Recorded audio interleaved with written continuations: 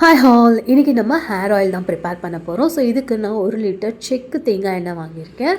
அதோடு நான் கூட சேர்த்திருக்கக்கூடிய இந்த எண்ணெய் அப்படின்னா விளக்கெண்ணெய். ஸோ இந்த விளக்கெண்ணெய் நம்மளுடைய உடம்புக்கு ரொம்ப குளிர்ச்சி அண்ட் வரக்கூடிய சம்மரை நம்ம ஹேர் வந்து வளர்க்குறதுக்காக, அதாவது க்ரோ பண்ணுறதுக்கு ஒரு கரெக்டான டைம் அப்படின்னு தான் நான் ஒவ்வொரு சம்மரையும் எடுத்துப்பேன். அண்ட் இதோடு நான் என்னென்ன ஆட் பண்ணியிருக்கேன் அப்படின்னு பார்த்தீங்கன்னா வெந்தயமும் கருஞ்சீரகமும். ஸோ நான் இது கொஞ்சம் கம்மியாக இருக்குது அப்படிங்கிறதால மறுபடியும் கொஞ்சம் ஆட் பண்ணியிருக்கேன். உங்களுக்கு எவ்வளோ வேணுமோ எண்ணெயை பொறுத்து இதுக்கு இவ்வளோ தான் மெஷர்மெண்ட் அப்படிங்கிறதுலாம் கிடையாது. ஸோ உங்களுக்கு எவ்வளோ வேணுமோ நீங்கள் அதை ஆட் பண்ணிக்கோங்க. ஸோ வெந்தயம் எவ்வளோ போட்டாலுமே சரி நம்ம ஹேருக்கு ரொம்பவே வந்துட்டு நல்லது. அதே மாதிரி தான் கருஞ்சீரகமும். ஸோ ஹேரில் உங்களுக்கு வந்து பார்த்திங்கன்னா ஹேர் ஃபால் அதிகமாக இருக்குது, இல்லை டேண்ட்ரஃபாக இருக்குது, ஸோ எனக்கு வந்து வேறாக முடி கொட்டுது அப்படின்னு நினச்சிங்கனாலும் சரி, ட்ரையாக இருக்குது அப்படின்னாலும் சரி, ரொம்ப ஸ்வெட் ஆகுது, ஒரு விதமான ஸ்மெல் வரும் ஒரு சில ஹேர்லலாம், ஸ்வெட் ஸ்மெல். ஸோ அந்த மாதிரி இருக்குது அப்படின்னாலும் சரி, இந்த ஆயில் நீங்கள் அப்ளை பண்ணிவிட்டு ஹேர் வாஷ் பண்ணுறதால ரொம்ப நல்லாயிருக்கும். அண்ட் இந்த ஆயிலை வந்துட்டு நீங்கள் ரெகுலருக்கு யூஸ் பண்ணுறதுக்கு நான் சஜஸ்ட் பண்ணவே மாட்டேன். அதாவது வந்து நீங்கள் ஆயில் நீங்கள் அப்ளை பண்ணிட்டீங்க அப்படின்னா அந்த 1 வீக் அப்படியே விடுற மாதிரிலாம் நான் சொல்லவே மாட்டேன். இல்லை பெரிய நெல்லிக்காய், அதுக்கப்புறம் பார்த்திங்கன்னா ஒரு பெரிய துண்டு இஞ்சி, அதுக்கப்புறம் வந்து சின்ன வெங்காயம், இன்றைக்கி நான் எடுத்துருக்கிறது சின்ன வெங்காயம், கருவேப்பில்லை. ஸோ நீங்கள் வந்துட்டு வேறு ஏதாவது உங்களுக்கு கொய்யா இலை கிடைக்கிது, செம்பருத்தி இலை கிடைக்கிது, அதே மாதிரி முருங்கைக்கீரை இலை அந்த மாதிரி ஏதாவது கிடைக்குது, கரிசலாங்கண்ணி கிடைக்குது, மருதாணி கிடைக்குது, இது எது கிடைச்சாலும் நீங்கள் இதோட ஆட் பண்ணிக்கலாம். பட் நான் இன்றைக்கி அந்த பொருள்லாம் ஆட் பண்ண போகிறது கிடையாது. ரொம்ப கம்மியான திங்ஸ் மட்டும் தான் இதோட ஆட் பண்ண போகிறேன்.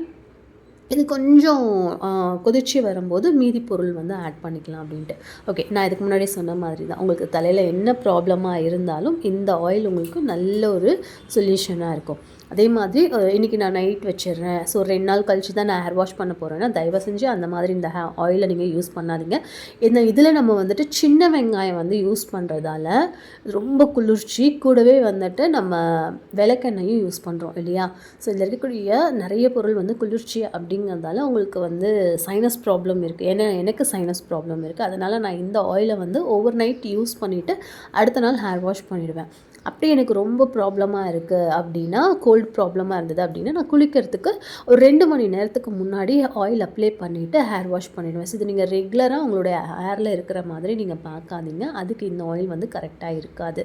ஸோ அதுதான் கரெக்டாக இருக்கும். அதாவது கரெக்டாக எது இருக்குமோ அந்த மாதிரி பார்த்துக்கோங்க. ரெகுலராக யூஸ் பண்ணாத மாதிரி பார்த்துக்கோங்க.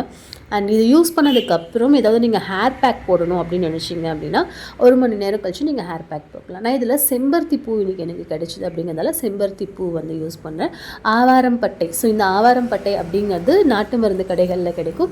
இது ஒரு விதமான ஒரு சின்ன பட்டையாக இருக்கும். இதை நீங்கள் எண்ணெயில் போட்டு நல்லா கொதிச்சு வந்ததுக்கப்புறம் நீங்கள் ஓவர் நைட் இந்த கொஞ்சமான பட்டையை எடுத்து இந்த ஆயிலில் நீங்கள் போட்டுட்டிங்க அப்படின்னா ஒரு விதமாக நம்ம கேசவர்த்தி ஆயில் வந்து ஒரு விதமான ரெட்டு ஒரு பிங்க் கலரில் இருக்கும் இல்லையா, அந்த மாதிரி மாறிடும். ஸோ அப்படி நீங்கள் வந்து ட்ரை பண்ணி பார்க்கலாம்.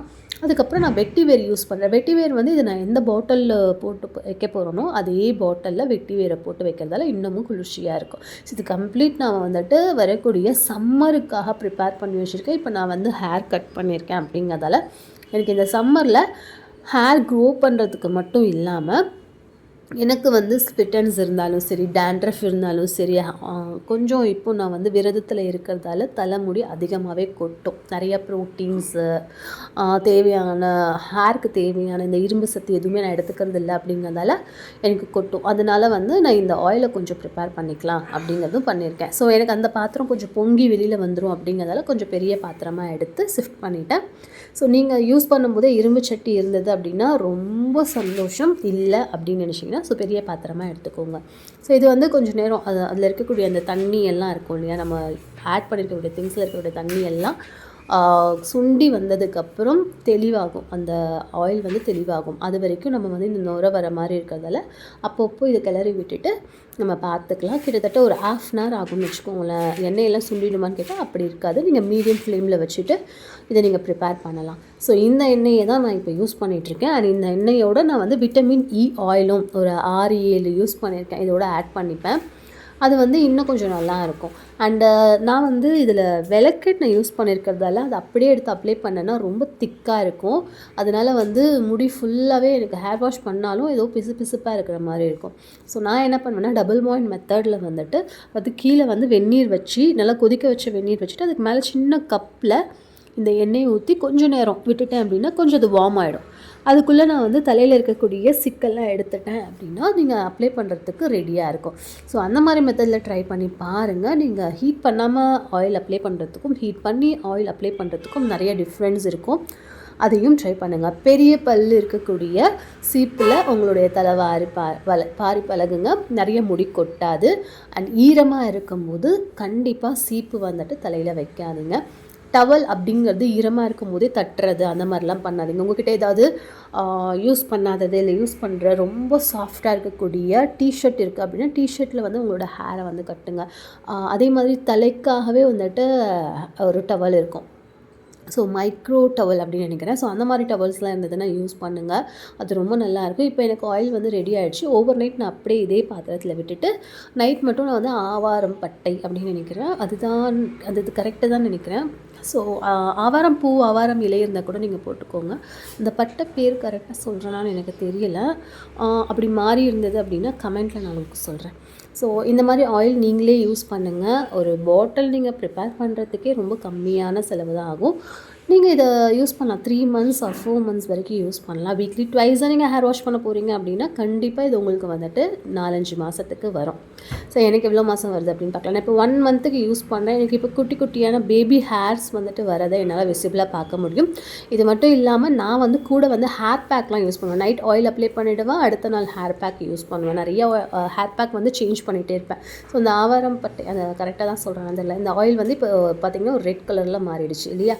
ஸோ இப்போ இதை நான் வந்துட்டு பாட்டிலுக்கு ஷிஃப்ட் பண்ணிவிட்டு அதில் வெட்டி வேர் போட்டு அந்த பாட்டிலில் நான் வச்சுருப்பேன். அதுக்கப்புறம் வந்து பார்த்திங்கன்னா நான் வீக்லி ஒரு ட்வைஸ் வந்துட்டு ஆயில் வந்து அப்ளை பண்ணிவிட்டு அடுத்த நாள் ஹேர் பேக் போட்டுட்டோ இல்லை normal shampoo and conditioner use பண்ணுங்கள். சீரம் யூஸ் பண்ணுங்கள்.